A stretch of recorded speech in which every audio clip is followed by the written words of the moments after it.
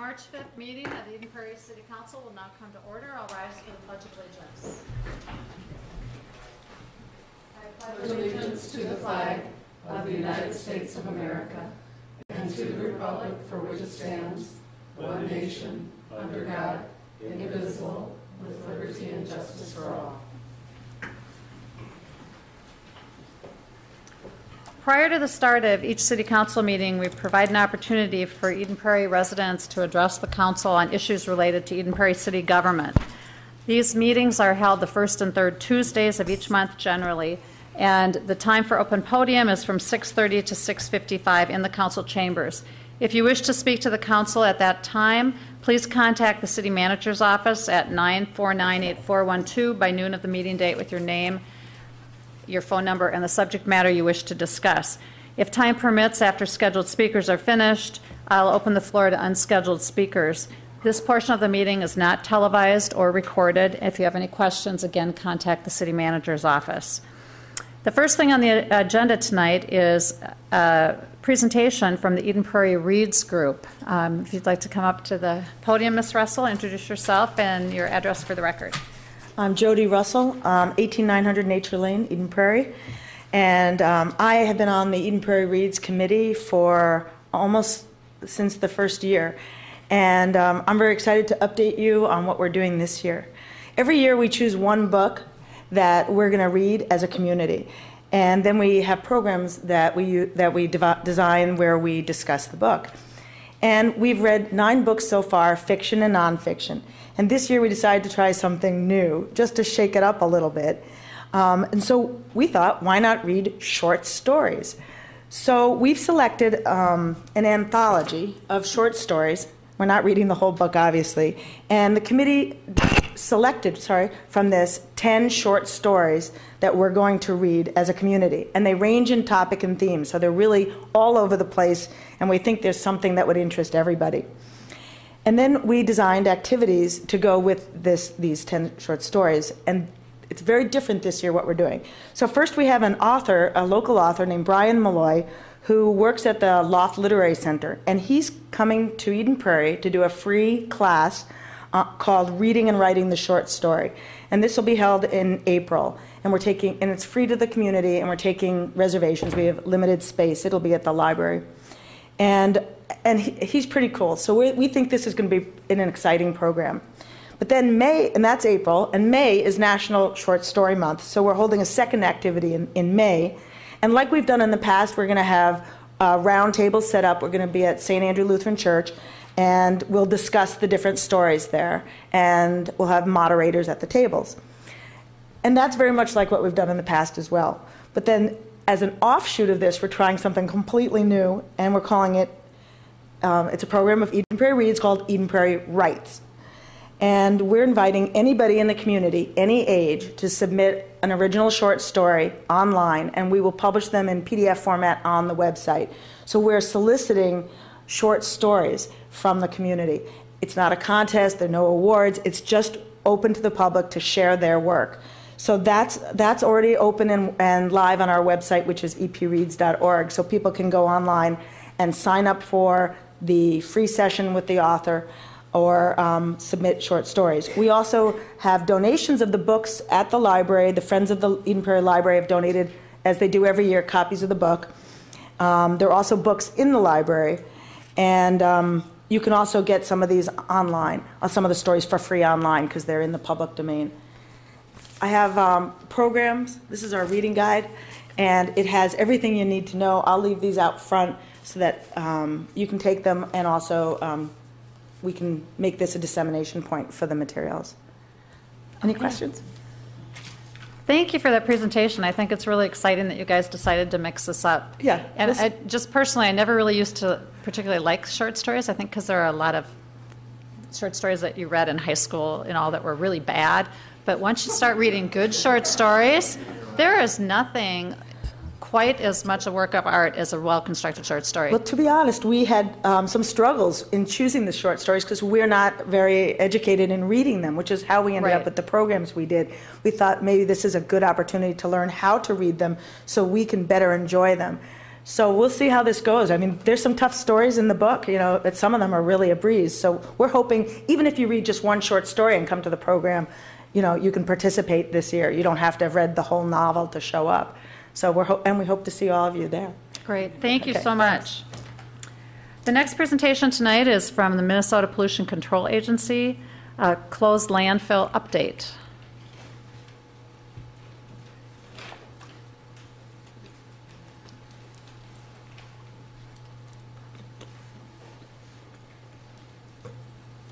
Good evening. Giving an update on the Flying Cloud Landfill construction project. We were here, I should say my name first, Pat Hansen with the MPCA.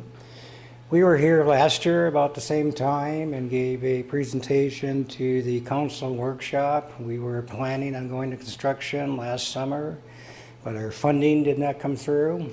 We only got partial funding for our fiscal year 2013. But now we have enough, so we're going to proceed with the same design that we have discussed before. In the year that has passed, we have met with watershed districts. We received our permit. We're working with FAA and MAC on some issues because of the proximity of the runway. And we also butt up against the property that MAC controls. We met with the zoning people in January, and they suggested we have a public information meeting, which we had in February.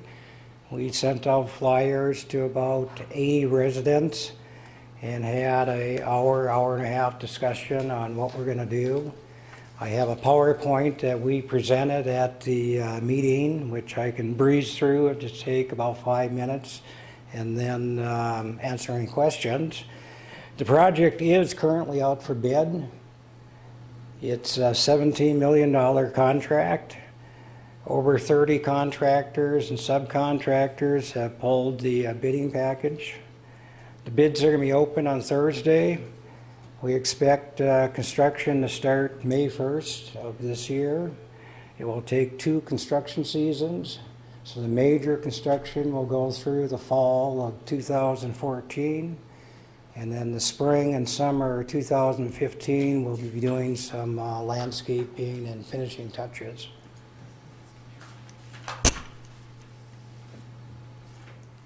Oops.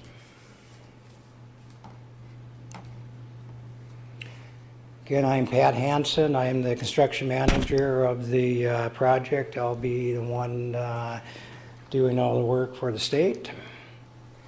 I'm with the closed landfill program. The closed landfill program took over the responsibility of 112 landfills in 1995.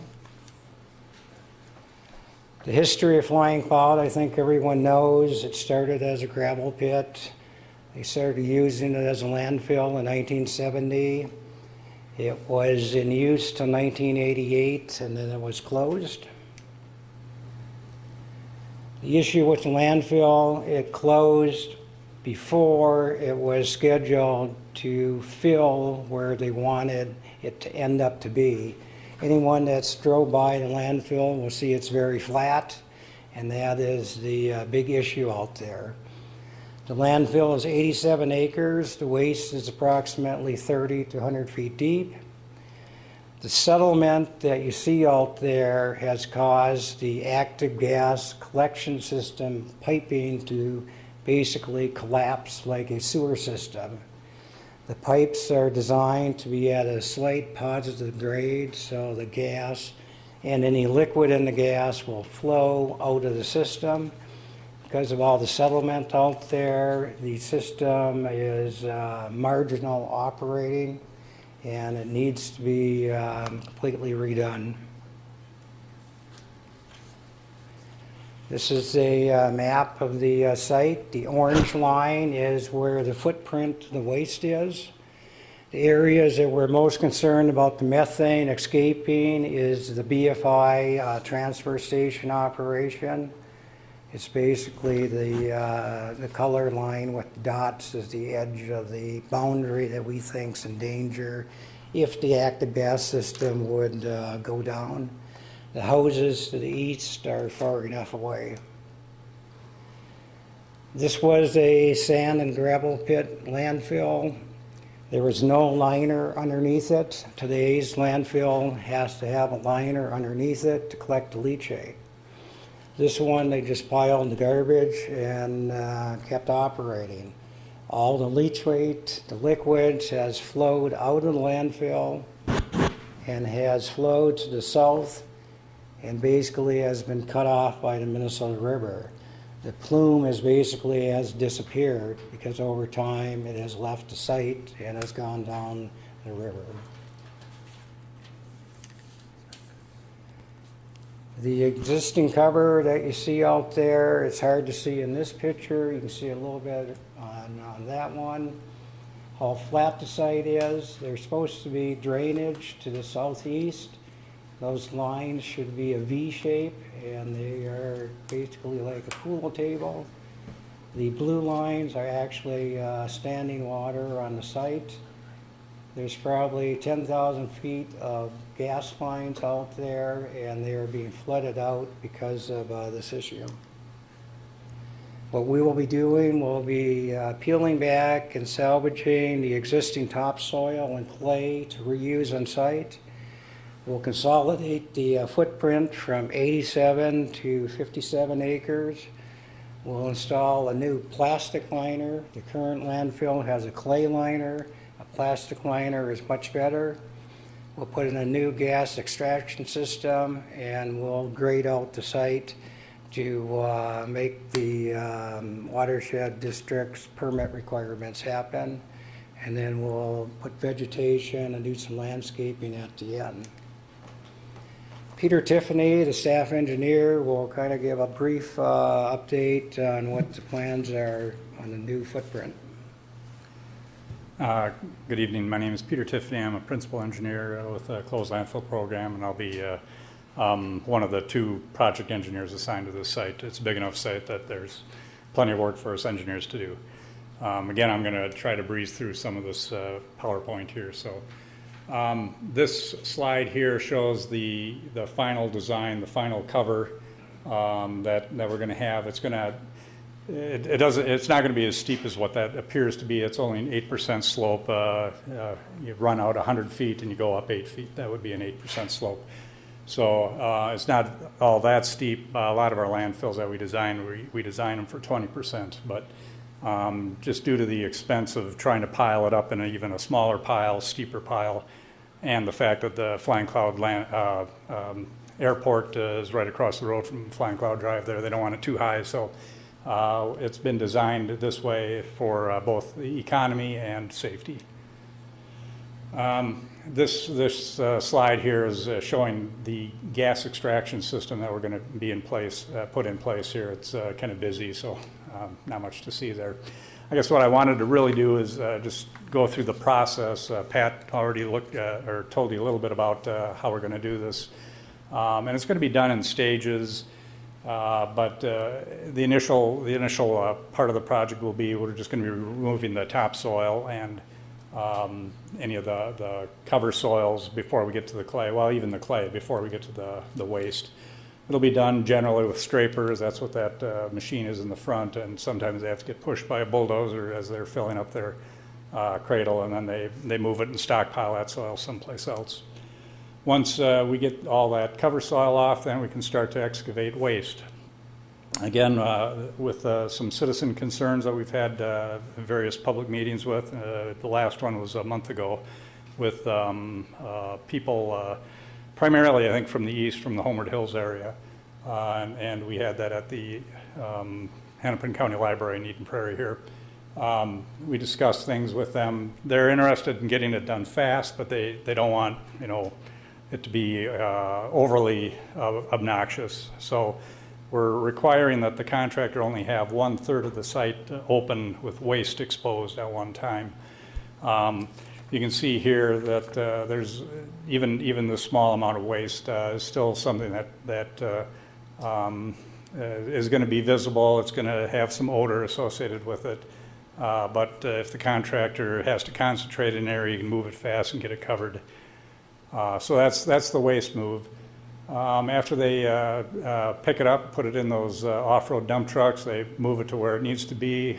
They dump it out, dozer spreads it around a little bit, and then the compactor, kind of that center machine, will spread it out and compact the waste in 2-foot lifts, 2-foot maximum lifts, to try to get it so that it won't settle much in the future. It's still going to have some settlement just from decomposition, but that's the primary goal here, is to try to get that waste as dense as possible so it doesn't have much settling to do afterwards. After we get the waste in place, we'll put a buffer soil on it, and that's what the brown soil is up there. It's just about a foot thick of soil that covers the waste after the waste gets to grade, and it also provides a good layer for the plastic to be put on, and that's again what that black is. The polyethylene plastic that we put on is 40 mils thick. Like your garbage bag is maybe about 0.9 mils thick. So it's a very you can't tear it. Let's put it that way, just with your hand. And then it gets seamed with a heat seam. And that's what these guys are doing. That little red box that's behind the guy that's standing there is actually referred to as a mouse, and it's just got some rollers, heated rollers that are pressing the two layers of plastic together, fusing them together, and then there's an air channel in between the two places where it gets fused so we can test it for seam integrity. After we get that in place, the plastic in place, we'll put some more soil on top of it. Once we get enough soil on top of it that we can drive a drill rig on top, that drill rig is what's going to be putting the gas extraction wells in place. That's just a typical drill rig. And again, these wells, the deepest well I think is going to be about 100 feet deep. And this should be a very effective method of removing the gas. And then all the gas that gets collected through all this underground piping, and again, the piping gets also placed under the barrier, the plastic barrier. It all gets routed to a flare. We're going to put an enclosed flare. Flying Cloud Landfill did have an enclosed flare maybe about 3 years ago, and they basically ran out of gas because of the poor operation of the system. Not that they were operating it poorly, but just the infrastructure, it just wasn't functioning very well, so they went back to a candle flare, which is what, like a big Bunsen burner right now. We will put in an enclosed flare again, so you can't see the flame. The flame would be in that stack. And there's just one blower that is sucking the gas out of the landfill, and it puts it into that stack for combustion. And that's the end of the presentation. Any questions for either Pat or myself? Councilmember Wickstrom. Yes, I have a question. My question is, what are the chances of the seams breaking open with snow and the... Sure. I'm just concerned about that. Again, I could have brought a sample of this for you, but the seaming process melts this plastic together, and then there's an air channel in between. The seams are then tested both air pressure-wise in that air channel. They'll also cut out, they'll do some destructive testing. They'll cut out a big chunk of the seam, cut it into little strips, they call them bones, and they'll attach them to machines that can measure the tensile strength, the shear strength. And generally what has to fail is the plastic itself and not the seam. If the plastic fails and not the seam, where it's been melted together, that means it's passed that test. The plastic is very tough. It's not that it's, I'll never say that it's 100% going to be completely sealed, but it's going to function much better than what a clay is, because clay, first it can desiccate and crack, but as it settles, it's clay, I hate to use this word plastic, it's not very plastic, it's not very flexible for the most part, so it can crack and pull apart. Once it pulls apart, it's rarely going to kind of come back together as a good seal. Yeah, you showed us the plastic. You brought a sample of that, I think, the last time that you were here, and we appreciated seeing that. It just seems to me that the vulnerability of this would be the seam. So I was just worried about that. Will you be checking it, monitoring it? Well, not directly. Once it gets covered with soil, we rarely would ever dig it up. But there would be several indications of if there is a seam failure. One indication is the grass that we plant on it. If there's a lot of gas coming up through a broken seam or a tear in the plastic itself, it's going to kill the grass. So if we get this big brown spot on there, we got a good handle on the fact that there's probably a tear, and then we can go in and fix that patch. If we do see that kind of a problem, the next thing we could do is just dig a small hole and put one of our meters into it, just to see if there's any methane or carbon dioxide down there. It shouldn't be any more than what regular air has for a carbon dioxide level. There shouldn't be any measurable methane in it. So if there is, then we know we've got a tear and we can still repair that. Also, if you've got a lot of settlement in one particular area, that might be an indication that the liner is under stress. Again, we can go in and repair that small kind of a tear or whatever if that's what's occurring. I appreciate knowing that. And will there be funds to go back and do some of those repairs if that were needed? Oh, absolutely. We're operating budget right at the moment for all 112 landfills that we have is about $4.5 million per year, and this particular landfill will be covered under that as well. If there's any major construction, we can go from O&M dollars, just the operation dollars, into a smaller construction project if need be. Also, with the part of the closed landfill program was this insurance recovery deal, and we have gotten from insurance companies, I think the settlements overall have been over $100 million. We did have about $48 million, I think, $50 million in our account. But a couple of years ago, the legislature was in kind of a bind, and so they borrowed $48 million from us, and with the promise to pay us back starting in 2014. So we're confident that that's going to happen. I just have one more question. When you mentioned that you'll be sort of uncovering the refuse in 1/3 sections, and that there would be an odor associated with it, what should people expect to smell? There will be odors at times. I've never hidden that fact that when we dig up the waste, there will be odors. There's probably some odors that if you get the right wind conditions right now, just from the transfer station, because they're hauling raw garbage. This is more decomposed. We won't really know how bad the stuff is until we dig it up.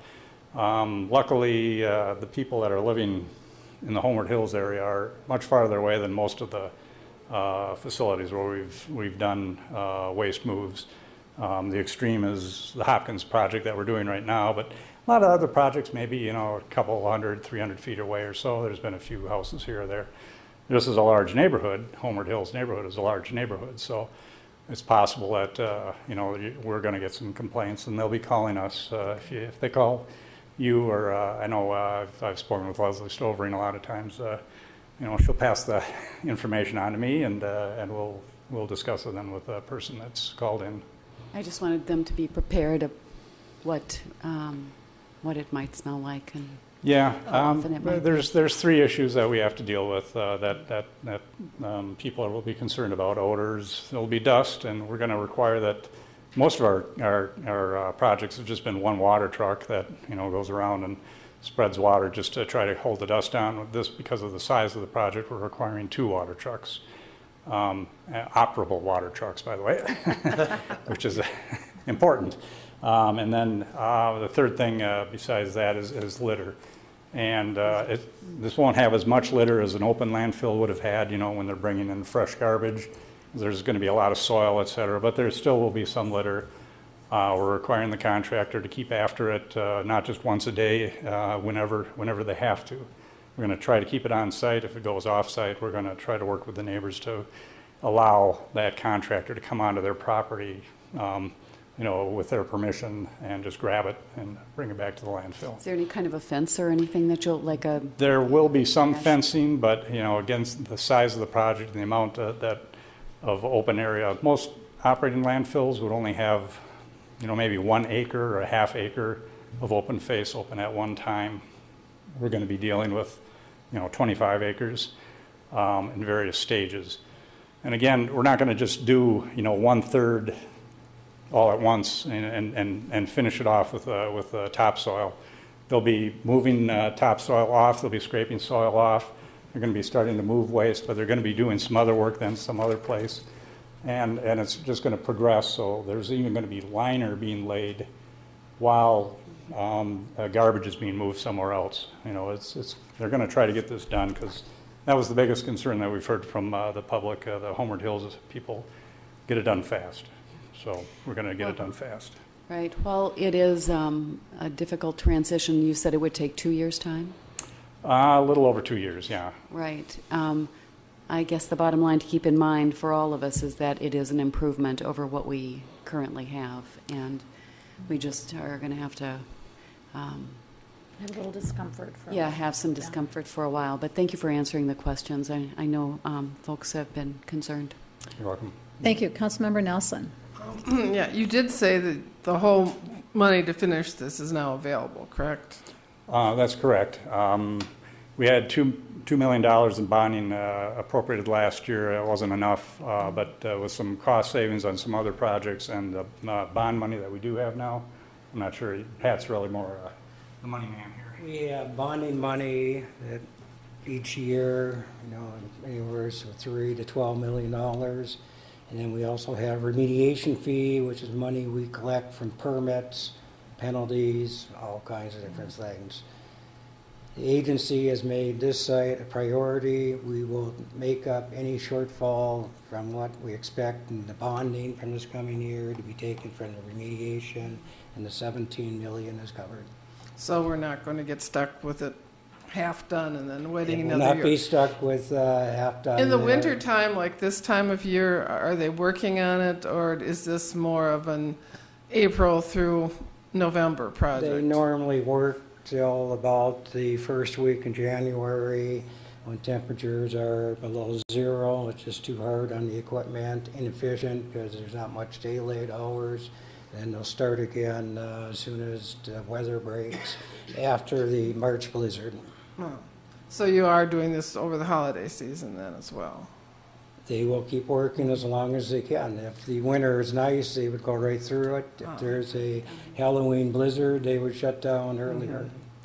Also, you had one quick slide. I think it showed where the groundwater was leaking to more than you wanted it to. I can't remember exactly what was in that slide. I had some question about where that leakage was going to go to afterwards, or There is no liner underneath the landfill. Mm-hmm. So there's nothing collecting any of the liquids that was dumped so in the they're land. currently, it looked like they were going under lots of neighborhoods right now then? The picture shows the outward expansion of it. The main plume is going basically directly from the landfill to the river there where the bend is. Mm-hmm. But there are well restrictions in this area. Everyone is on a public municipal well or supplied water, so it's not an Will issue. that happen once you get the liner under it then? And is there any hazard to the clearly goes under some street names and such there. Is there any hazards for those people living in those neighborhoods now? The then? water is above the groundwater standards, or should meets the groundwater standards So now. it's nothing that anybody needs to be particularly concerned about. Correct. That's all I wanted to make sure about. So then that's fine. Okay, any other questions? Thank you very much for Okay. the presentation. I appreciate the update. Is there a motion for approval of the agenda and other items of business? Move approval. Second. Any items to add or delete? I'd like to add under council member reports something about the next meetings. Okay, all in favor of the agenda as amended? All in favor, say aye. Aye. Motion passes. Is there a motion for approval of the minutes of the council workshop held on Tuesday, February 19th? So moved. Second.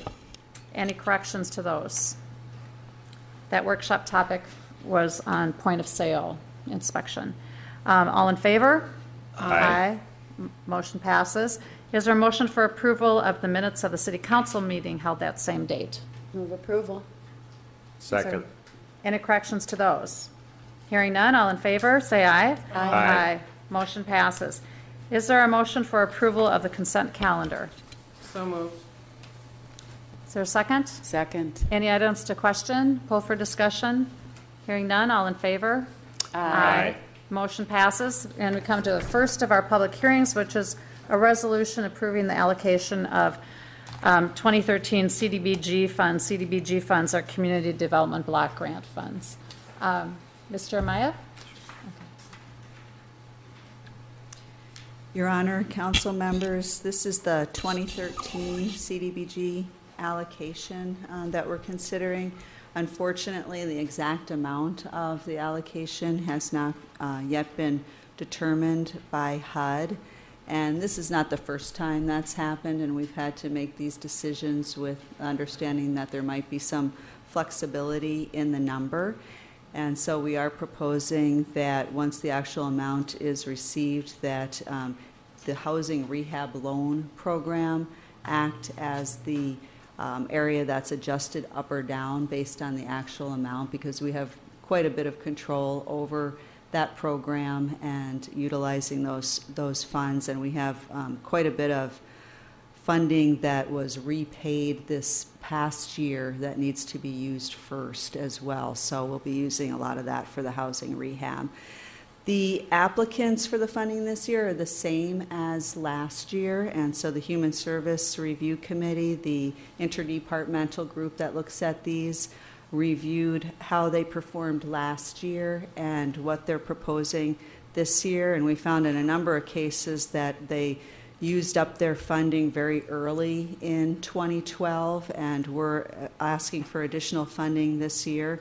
And in some cases, we were able to meet at least partially those requests for additional funding and still keep a nice diverse allocation, excuse me, with regard to funding families as well as seniors and children. We try to fund across the board that way. And Jean Karshnev from Community Services staff is here to help answer any specific questions. I also see some of the agency representatives here to talk about their programs if you have any questions as well. Okay, thank you. Councilmember Nelson. Yeah, I just had one question. I know at one point the money for the women's and children's shelter, is that going through the police department now, or it's not here? That's correct. That's part of the police annual budget, so that it isn't subject to this type of... That was my only question, is I noticed it didn't seem to be here, and obviously it's important to have it somewhere. Mr. Amaya, is the plan that if funding levels change, like down 10%, up 10%, that each allocation would be adjusted by that same percentage? No, actually, the proposal is to make the adjustments out of the housing rehab loan fund so that the agencies understand what their budgets will be and aren't subject to that type of fluctuation. Okay. And we control the housing rehab. In fact, Jean oversees that. Okay. All right. Thank you. Any other questions?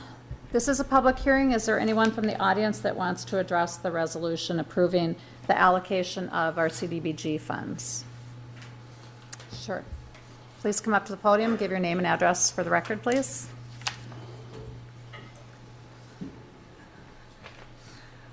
Madam Mayor, City Council members, thank you for allowing me to speak. My name is Marcy Harris. I work for Community Action Partnership of Suburban Hennepin, which is located in St. Louis Park, but I'm proud and pleased to state that I'm a resident of Eden Prairie, so I live down the street and was able to get here, no problem. So I just wanted to take this opportunity to thank you very much for your support these past 6 years for the car repair program that we administer on behalf of the city. Last year we were able to assist 10 families, or 10 households, excuse me, which ended up being approximately 129 people.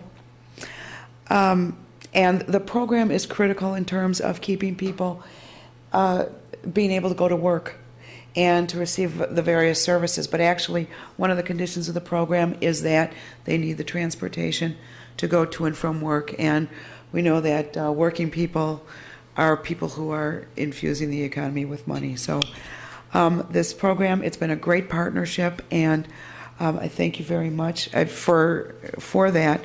I don't want to take up too much of your time. If you have any questions about the program, I'd be happy to answer them. Are there any questions for Ms. Harris? Thank you very much for your program. I appreciate it. And thank you for getting those streets plowed so quick. You're welcome. Yes, please, from the podium.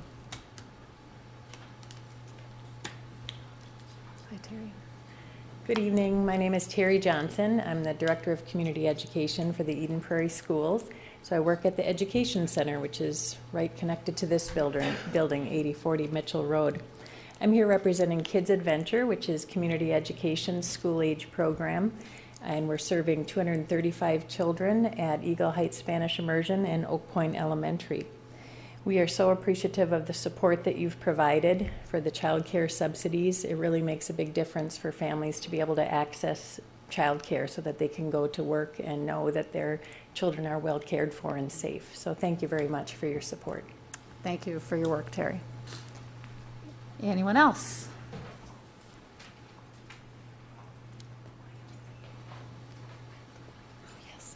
Hi, my name is Rob Coulard with the Southfield YMCA, and I live in Richfield at 7532 Washburn Avenue South. I'm with the Southfield YMCA. We're the school-age child care provider for the last 30 years, and we're currently serving Cedar Ridge, Prairie View, Forest Hills, and Eden Lake. We have over 40 families that are participating, that are getting scholarships, and over 50 youth that are receiving scholarships. The YMCA gives out over $50,000 worth of scholarships through the school year and through our summer program, so this is a great help. I just want to say thank you. Appreciate it. Thank you, Rob. It's a great partnership between the city and the schools and the Y. Thank you. How many years did you say it's been going on? 30 years now. 30 years, okay. Wonderful. Anybody else?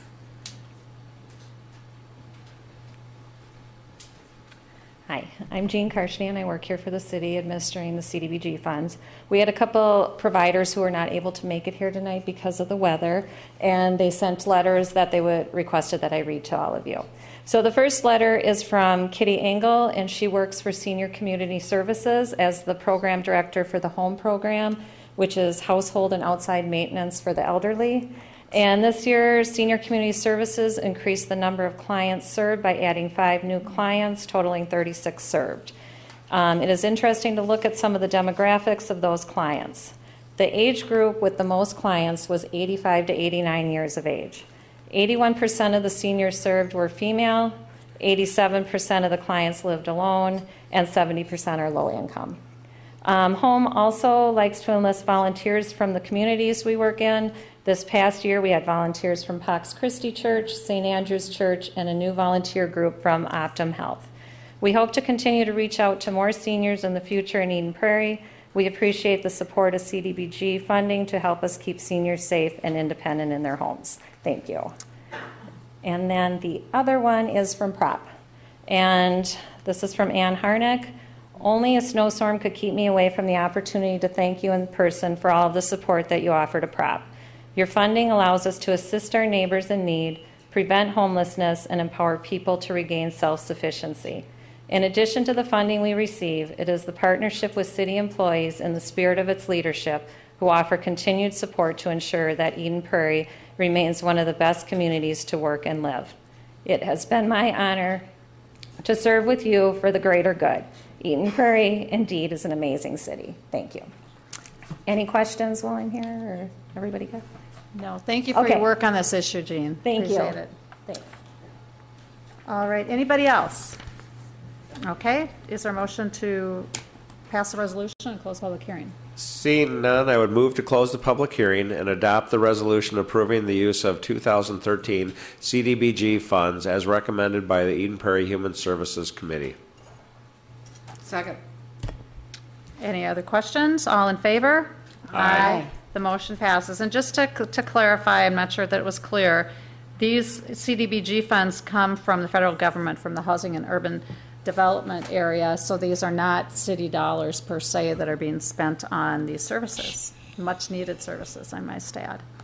The second open house or open public hearing tonight is resolution approving the layout for South Shady Oak Road improvements. Mr. Getchell. Thank you, Mayor and Council. I think this public hearing follows an open house that we had, so maybe that's why you were thinking about open house.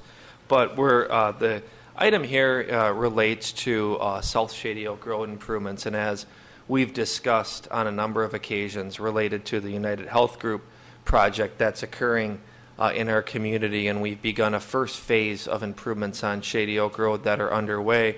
This item relates to the next phase of improvements on Shady Oak Road to the south. And notice of this public hearing was published in the Eden Prairie News and sent to 850 property owners and published in the paper, as I mentioned as well.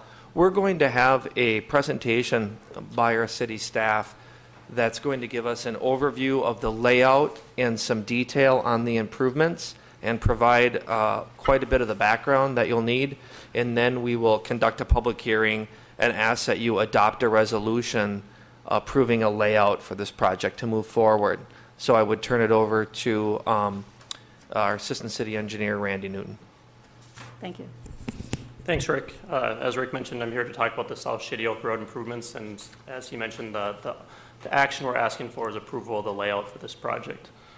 Kind of get our bearings here. This is Shady Oak Road. What is hatched in blue on the screen is the limits of the project. So essentially halfway between Old Shady Oak Road and Rowland Road, then south and east through the Highway 212 interchange and Flying Cloud Drive. So you'll see on this graphic there's a couple other phases of the project that I'll touch on here in a minute. The background for this is this United Health Group development is the catalyst for these improvements. The improvements that we are talking about were identified in previous traffic studies and the city's transportation plan, but really the reason for moving forward with them now is the United Healthcare development. As I mentioned, this is a multi-phase project. It's a little bit hard to see this graphic, but kind of up in the upper part of the graphic, and maybe I can kind of draw on this sort of piece up here. Oh, sorry about that. This part up here is the north piece that's under construction right now, and it does include the roundabout at City West Parkway. There is a piece here on West 62nd Street that will be constructed with a future phase of United Health Group. And then the piece that we are talking about is the piece here on the south part of Shady Oak Road. As I mentioned, the North Shady Oak Road project is under construction. That's construction commenced late last year. And there is ongoing work right now. Some of the work that's going on out there right now is some utility relocation. The intention is that work will be done by November 15th of this year and will be completely open to traffic. There has been a substantial amount of public outreach as we've been developing this project over the last couple of years. We have held 3 open houses, the most recent of which was in late January. We also have been maintaining a project website that has current information on the project, current layouts, as well as like all the open house materials. We did send this out. We have sent out multiple notices, I think over 800 notices on multiple mailings to the property owners, residents, and tenants within the project area.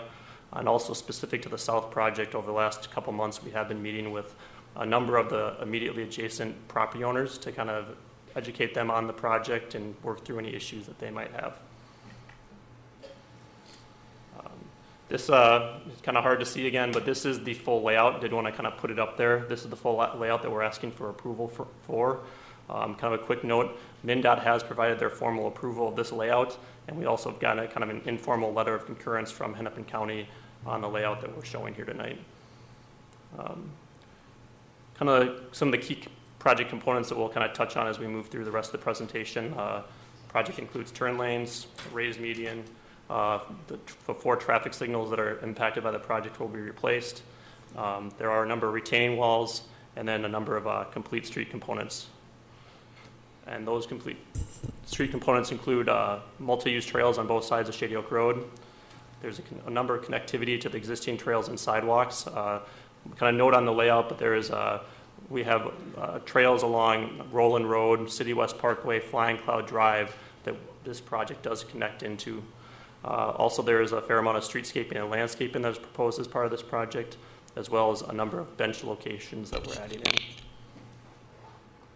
I'm kind of getting into some of the details of the layout. This is sort of the northern piece of the layout by Rowland Road. A couple of the key elements that you'll see is that the red is the raised median that you see throughout the project. You can also see here the turn lanes that are being added. This sort of intersection is typical that all the intersections we're adding left and right turn lanes. You can also see here the multi-use trails that are being added on both sides of the roadway. Kind of one point I'd make with this is obviously this is a pretty big increase in sort of the cross section of Shady Oak Road. The section that's out there right now is essentially a 4-lane undivided roadway. So we're widening the roadway quite a bit to add the median, the turn lanes, the trails, and that does have impact to the adjacent properties. It does have impacts to a number of the trees that are along the corridor today. One of the things that we did hear in the public open houses was a desire for a traffic signal at Rowland Road. So that is something that we did evaluate and ultimately determined that it was not recommended. Essentially, the traffic volumes do not warrant it at this time. Both in the existing condition and future condition, the intersection operates acceptably without that traffic signal. Quick point that we did want to make about this is that it does, or not including this in the project does not preclude it from being installed at a later date if the volumes warranted later. This is the next section with City West Parkway. A couple things to point out here.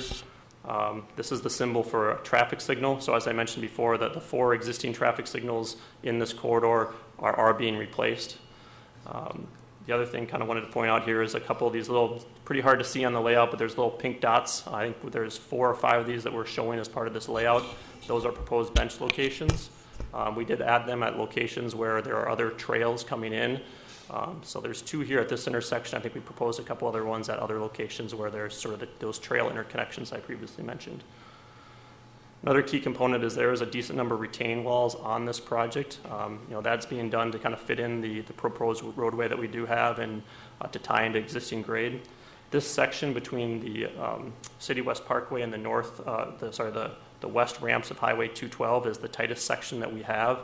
And essentially our cross section goes from parking lot curb to parking lot curb. But we were able to fit that in without any, I think, real permanent impacts to either one of those properties. Our wall would be just outside the existing parking lot on the north side. We do just slightly get into the drive aisle on the property on the south side, but we believe we fully maintain their function as they currently operate their turnaround and drive-through for their bank.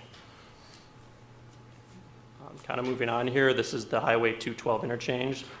This is a standard diamond interchange configuration that matches the existing interchange configuration. The difference here is that we're widening the bridge from a 5-lane existing bridge to an 8-lane bridge that we're proposing. And that widening it provides both the trails as well as the additional turn lanes on the bridge.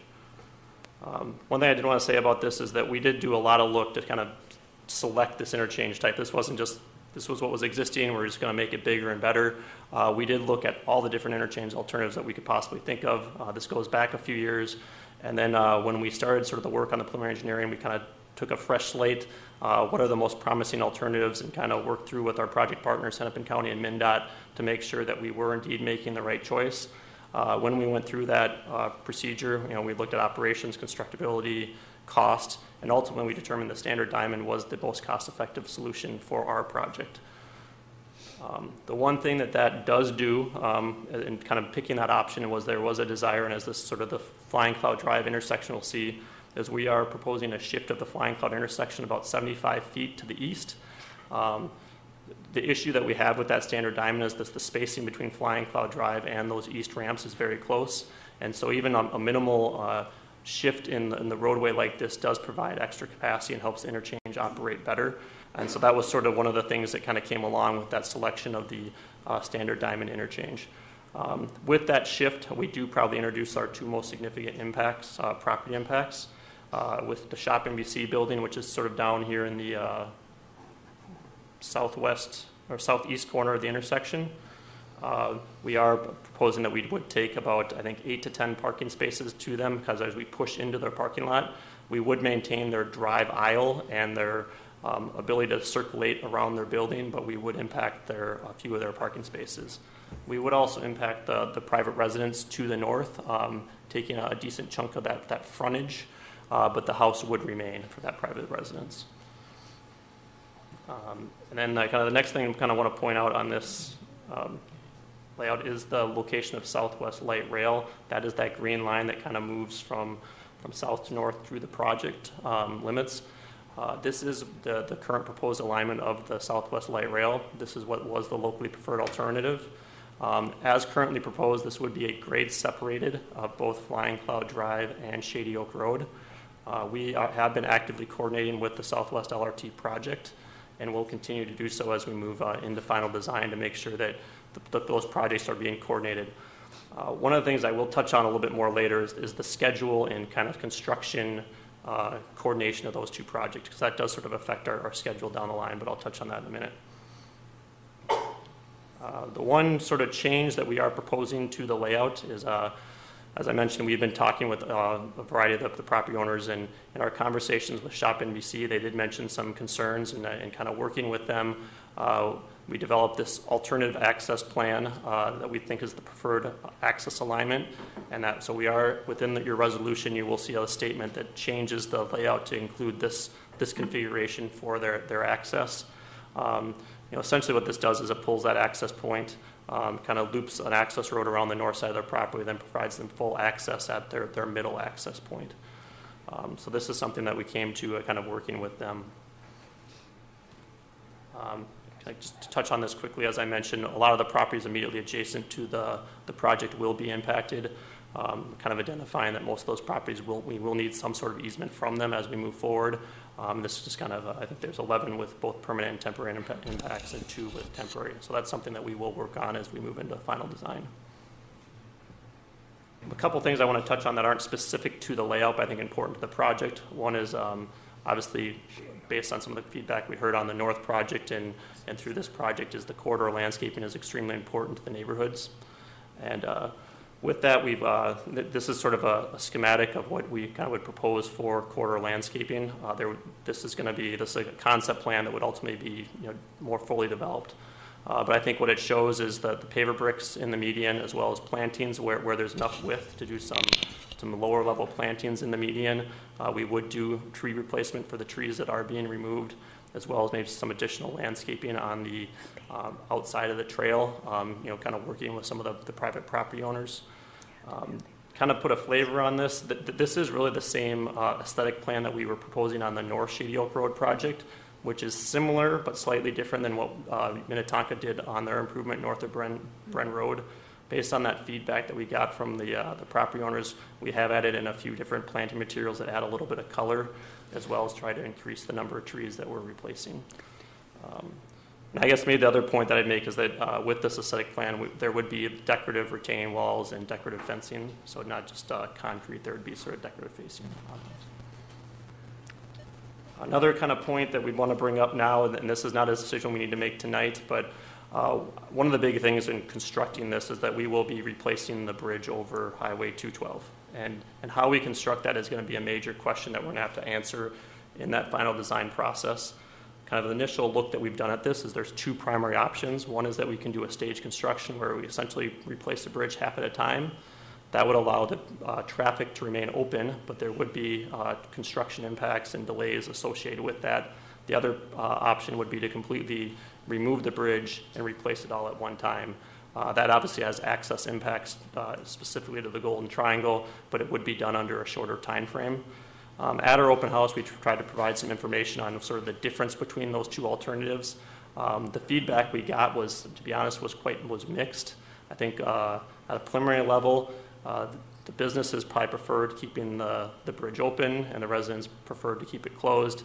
That being said, I don't think we got enough feedback to really point us in one direction or another at this point, but this is a conversation we're going to have to continue to have as we move forward and sort of determine what the best option is for this project. Kind of moving on here, just to kind of overview on the project cost and funding. The total project cost, so that includes construction, engineering, right-of-way, is approximately $32 million. We have received a grant from MnDOT and Indeed for their Transportation Economic Development Grant. That is a $7 million grant, and we expect that we can fully utilize that $7 million. United Health Group does have a significant portion to this project. that was defined in their development agreement. Their number will change based on how our development agreement was written and sort of the formulas that sort of the percentages that they were allocated to different pieces of the project. And then the city will have a significant share from our municipal state aid fund that we will provide to this project. That will be offset some. I think we are working with they would be willing to look at that, but we don't have a definition of how much that might be at this point. Then we'll also look at some TIF and TOD funding to help sort of round out that amount of funding. And the last thing kind of want to touch on here is schedule. At the last meeting, you did approve our sort of entry into a final design, and so that work is commencing. I think we expect this to take about a year to complete, and so about a year from now, you could expect to see final design plans that we'd be looking for approval on. That schedule would allow us essentially to award and potentially start construction as early as mid-2014. And we are expecting the project would take roughly 18 months to construct. So sort of maybe a half of one construction season and then a full construction season. You'll notice the asterisks here. There's two big ifs on this. I think a couple of things that we would want to point out. One is that obviously the UHG development schedule. We don't know what their schedule is for their third building, but I think once they decide to move forward with that construction of their third building, it does put some pressure on the city to deliver this project so that these improvements would be in place before they actually occupy that third building. The other thing is the Southwest LRT schedule. We've been kind of communicating with that project, but as you can imagine, we're going to have a big impact with the bridge construction. Their project could have another substantial construction right in the immediate interchange area.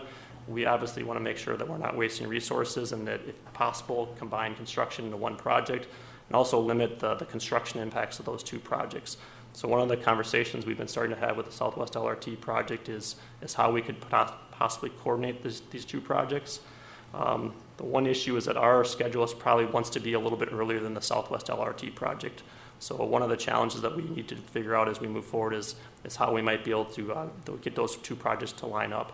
And so that's another thing that I think could push our project back a little bit, is that if we find a way to sort of get these projects coordinated, it may be a desire to sort of push our schedule back maybe a year, depending on what we see.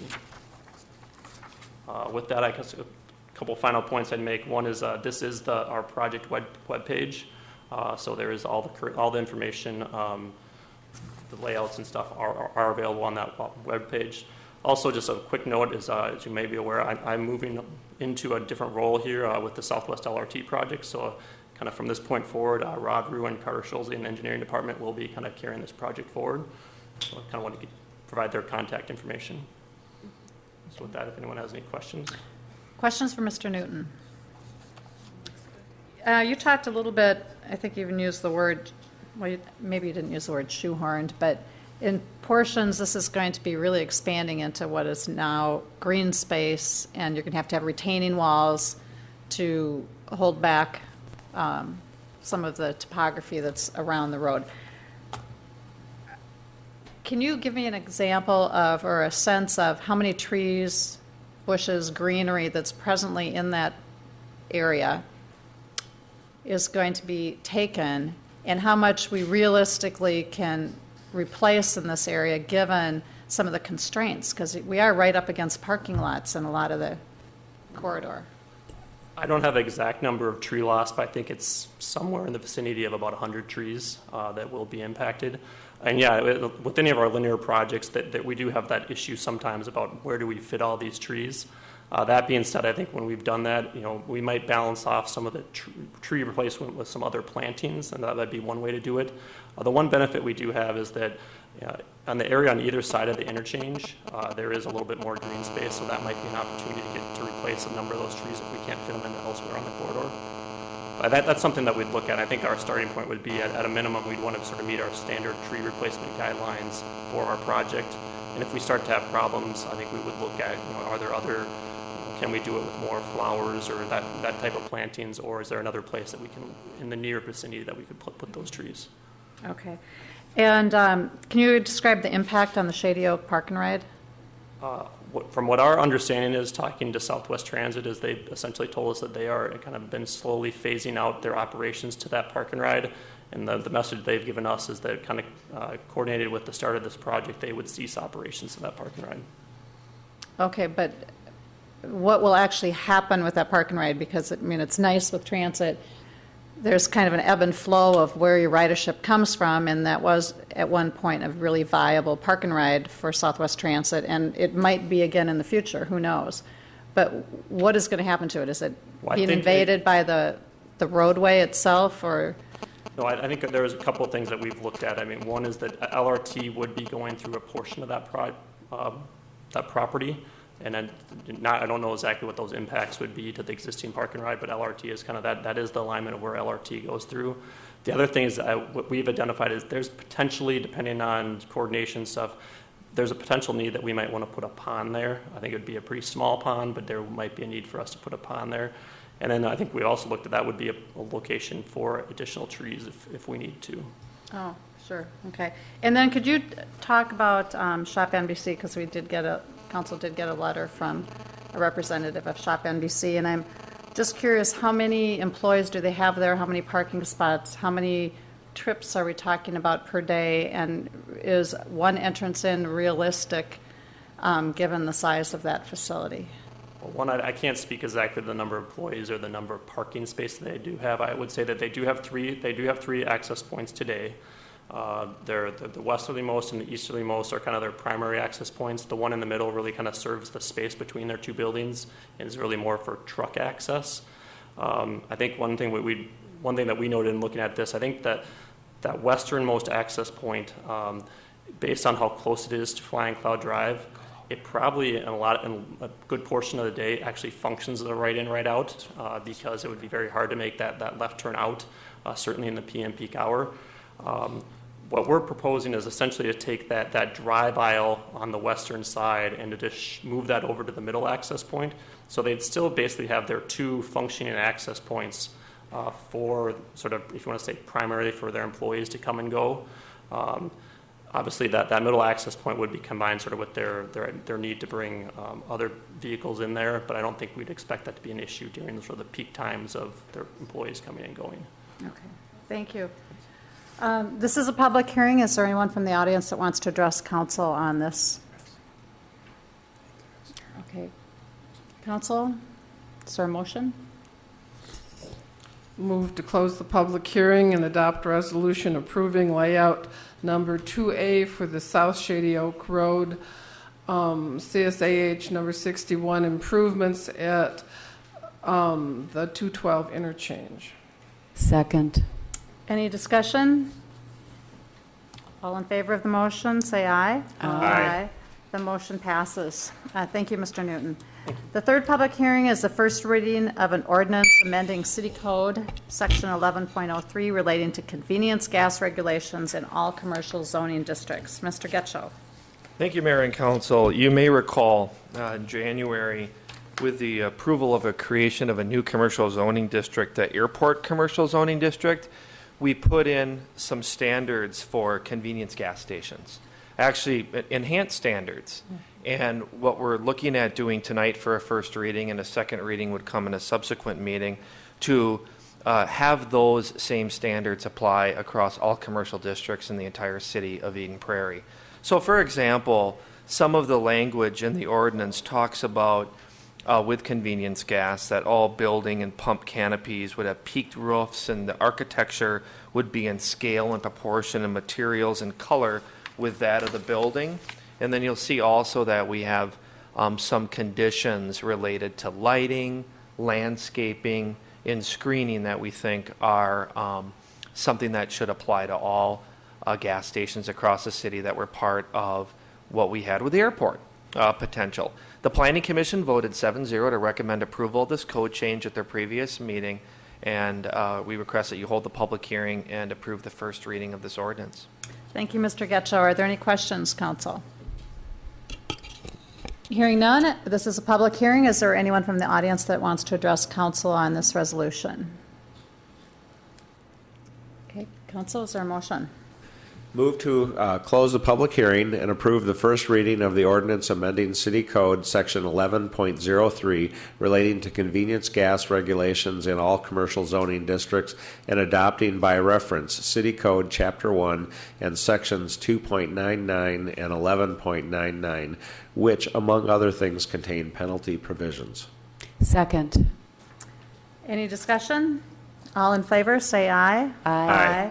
The motion passes. Payment of claims, is there a motion for approval? Move to approve. Any items to question? Roll call. Councilmember Aho. Aye. Councilmember Butcher Wickstrom. Aye. Councilmember Nelson. Aye. Mayor Tara Lukens. Aye. Next section is for appointments. We interviewed applicants for city commissions. Mr. Getchell, do you want to introduce this? Yes, thank you, Mayor Council. As you know, last Tuesday at this time, you did interview for our commissions, and with the exception of one commission, we had more applicants than we had seats for applicants, but due to the fact that one of our commissions, Heritage Preservation, had the ability to take some members, we were luckily able to find a place for most, but not all people that applied. So you'll see on your desk there in goldenrod are the commissions and the potential appointments to those commissions, and then following that we would ask you to take action on our Board of Equalization and Appeal and then elect chairs and vice chairs to those as well. You'll also note that the terms then for the new commissioners would begin April 1st, and as we usually like to do, we will host an orientation for all new commission members along with liaisons at the end of this month. Okay. And last point I'll make is you can, with the appointments, make all those appointments in one motion. Okay. All right, thank you. Council, is there a motion? Do we want to go? Sure. All right, I can start. I would move to appoint to the Conservation Commission Laura Jester, Greg Olson, and Prashant Shrihandle to terms ending March 31st, 2016. Go ahead. I move to appoint to the Heritage Preservation Commission Deb Paulson with a term ending March 31st, 2014, and Pamela Spira and Mark Freeberg with terms ending March 31st, 2016. And appoint to the Human Rights and Diversity Commission Sandra Filardo with a term ending March 31st, 2015, and Jennifer Buckland, Sana Elisar, and Connie Iacovelli with terms ending March 31st, 2016. And appoint to the Parks and Recreation and Natural Resources Commission Mary Helena Moreno with the term to end March 31st, 2014, and Deborah McBride, Michael Balin, and Larry Link with terms ending March 31st, 2016. Go ahead. And appoint to the Planning Commission Ann Higgins and Mary Egan with terms ending March 31st, 2016. Is there a second? Second. All in favor? Aye. The motion passes. Next appointments are to the Board of Appeals and Equalization. Do you want to do any introduction to that? Really quickly, Mayor, if I could, this is one of our very interesting commissions because since 1992, we've had a Board of Appeal and Equalization that take testimony and hear from our public regarding our property valuations in our community. And we've been lucky to appoint very knowledgeable people in the real estate market in our city to act as our Board of Appeal and Equalization in place or formerly known as our Board of Review. And there's quite a bit of training involved with that, and our members have attended that training. So annually each year, as we get to our certification of properties and property values, we need to appoint commissioners to our Board of Appeal and Equalization.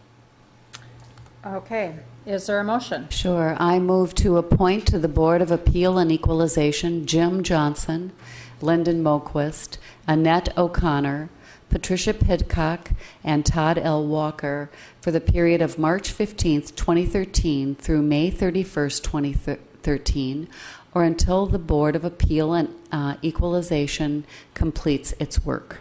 Second. All in favor? Aye. Motion passes. Chairs and vice chairs of commissions. Kathy, do you want to start with a motion? Move to appoint Greg Olson Chair and Kurt Lawton Vice Chair of the Conservation Commission.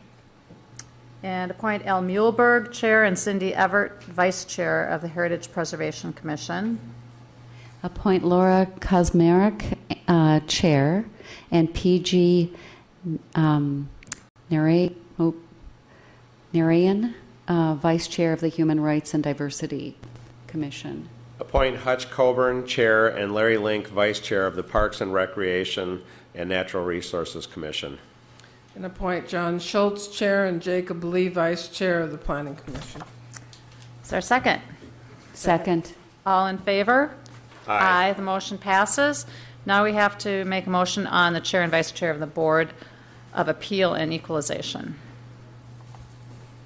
I would move to appoint Patricia Pidcock, Chair, and Lyndon Moquist, Vice Chair of the Board of Appeal and Equalization. Second. All in favor? Aye. The motion passes. Under reports of council members, I just wanted to report that kind of what the council has been up to lately. Prior to the start of our council meeting, and this happens at every council meeting, we have a workshop that begins at 5:30, and tonight's topic happened to be the development of a possible mid-market green neighborhood, so that we dealt with that tonight. Also wanted to mention, we've had some really short meetings lately, but it's certainly not all the council has been doing. In fact, we've been having meetings almost weekly for about 5 weeks. Last week we met for probably 4 or 5 hours to do interviews for our boards and commissions. Next week we will be getting together to do some goal setting. Tomorrow night many of us will be at the Cambria Room at the Community Center. We are having an open house regarding the issue of whether or not the city should build a new swimming pool at the Community Center.